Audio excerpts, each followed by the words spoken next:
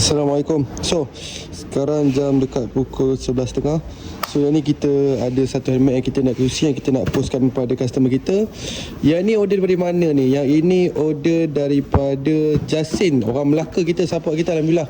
Ni model paling baru daripada ARC, collab dengan Racing Boy. Jom kita tengok sikit dalam dia, macam mana rupa dia.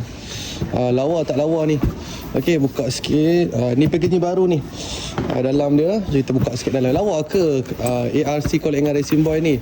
Yang ni customer kita order sekali Wiser. Dia order sekali dengan Wiser Smoke. Okey, mari kita tengok sikit dalam dia. Lawa tak lawa ni Racing Boy ni. Yang ni stok saya dah tak banyak dah. Ke dah habis dah ni. Ni saya baru sampai hari Jumaat. Kita start hari Sabtu jual. Habis dah Sabtu. Satu hari saya jual. So ni dia RCB. Lawa. Ni. Yang ini limited. Yang ini dikeluarkan sebanyak 3,000 pieces. Ini nombor berapa ni? 0524. Cantik nombor. Okay, so terima kasih banyak. Yang ni kita order sampai tak banyak pun, sebab keluar 3,000 pieces. Kau bayangkan dalam Malaysia ni berapa puluh kedai ada kan.